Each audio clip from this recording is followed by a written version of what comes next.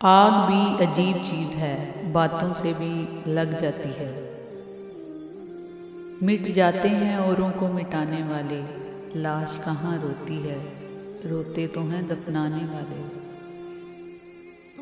अगर दूसरों को गिराने में आपको जीत लगे तो समझ लें कि आप खुद गिरे हुए इंसान हैं।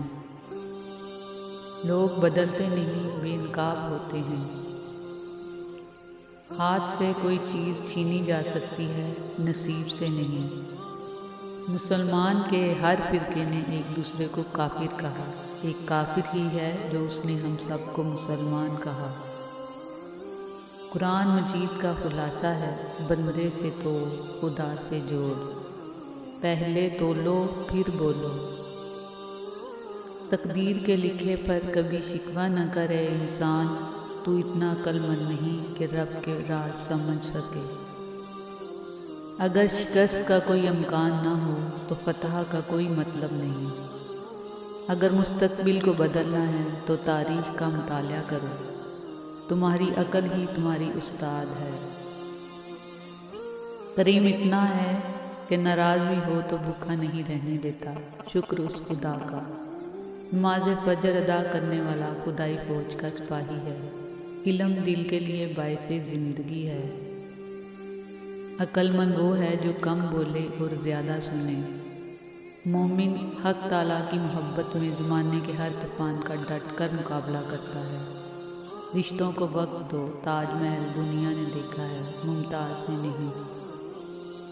अच्छी बात सुनकर अमल करो, ये ना देखो कि कहने वाला कौन है। जब तक हकीकी मायनों में अल्लाह पाक की तरफ रुजू नहीं करेंगे, बेचैन ही रहेंगे। अमन चाहते हो तो कान और आँख इस्तेमाल करो, लेकिन ज़ुबान बंद रखो। हम किसी को ज़बरदस्ती अपने लिए मुखलिस नहीं कर सकते। साथ सिर्फ रब देता है, सारी बुराइयां जानकर भी। काबिलियत इतनी बढ़ाओ कि लोग तुम्हें खोने से डरे। हर शख्स अपनी सुनाई हुई कहानी में मुखलिस होता है। गुफ्तगू में सच और झूठ मिला हुआ हो सकता है, लेकिन खामोशी में कोई मिलावट नहीं होती। जिंदगी में हमेशा ऐसे लोग तलाश करें जो आपकी आवाज़ तब भी सुन लें जब आप खामोश हों। जैसी बेटी चाहते हो वैसी बीवी लाओ।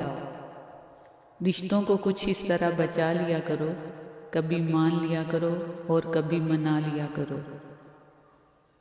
खुश होना है तो तारीफ सुनिए और बेहतर होना है तो तनकीद सुनिए।